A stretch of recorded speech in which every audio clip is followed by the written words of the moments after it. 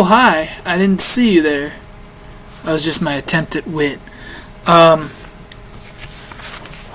Great episode. I actually typed up some notes this time. That way, won't have a repeat of the last horrible video where I completely just blanked out. So, Annie's taken back to Oakhaven, just as Aiden promised. And Sinclair says, look, I hope you enjoyed it, because that's the last taste of freedom you'll ever gonna have. As I annotated in the last video, Kendall collapsed, and she's in the hospital. Her and Zach are talking about the whole Reese situation, and Kendall's monitor starts going off. David comes in and is like, your blood pressure and heart rate is through the roof. It's like, hey Zach, you killed Greenlee, you want to kill your wife too? Greenlee's rescue mission is changed and classified as a recovery, and Ryan just flips the fuck out. Sinclair tells Aiden that Annie is responsible and tampered with Greenlee's motorcycle, probably cutting the brakes.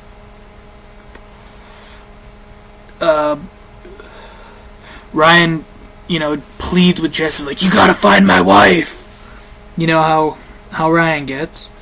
JR tells Amanda it's not looking good. Greenlee's, she's gone. Ryan tells Bianca, the reason I didn't want to share, she wasn't sick, I didn't want to share a wedding because Reese had sex with Zach. Ryan's still running around saying they had sex, even though all he saw was a kiss. Kendall asks Zach straight up, did you sleep with Reese? Zach says no, and Kendall's like, well, why are you so drawn to her? I can understand you and Bianca would have a bond sharing a child, but why you and Reese? Zach explains, I needed a friend to talk to. You were dying. It was looking like you were going to die. I needed a friend. And then Kendall is just like, well, that's the excuse I gave you for sleeping with Aiden. And Zach's like, look, number one, I didn't sleep with her. And two, it's not a game, to quit. It's not a competition. Let's see, where am I at here? Sinclair tells Annie that she's arranged for her to have her competency hearing and that she will then stand trial for Richie's murder, and with a taped confession, she's gone. She's going to prison. JR and Amanda visit Babe's grave. And JR feels for Ryan, because he was in the same situation. Ryan lost Greenlee, he lost Babe. David comes there and he's talking to Crystal. He's sad because, his baby girl Leora died. His Babe died, his other daughter, before he even really got a chance to know her. Both his brothers are dead, and Crystal's like, I care about you and I'm not going anywhere. Annie, in the bin, she's saying, at Oakhaven, she's like, look, I did not kill Greenlee, I did not do it, I would remember, you're playing games with me, you're trying to confuse me. I kind of look like an angel, got the beam of light going on right on my head. Let me adjust it. Got touched by an angel shit going on. Ryan tells Jesse that, this is all Zach's fault, because Ryan likes to place the blame on everybody else all the time, even when things, like the saying goes, shit happens. But Ryan's kind of a dick, so that's to be expected from him.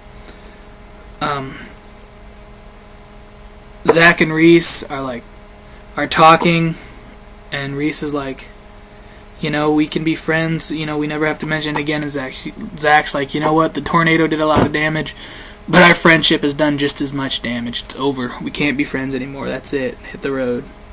Then Aiden goes to check on the bike, and look for Greenlee. It was his wife. He loves him, and he has his suspicions about Annie too now, after what Sinclair said, and he wants to go check it out for himself. And the police find a ripped wedding dress with, not a full dress, but part of a wedding dress with blood on it. So that's more bad news for Greenlee. Crystal tells JR that she hopes he is with Amanda for the right reasons and not just because of the baby, and warns him against doing so because that's exactly what Crystal and Tad did. So he got the warning from Tad a few days ago and now Crystal. David warns Amanda, basically says, look, help me get custody of little A. That's his grandson, Babe and JR's son. I'm going to tell JR that I paid you to get him drunk and to fall off the wagon.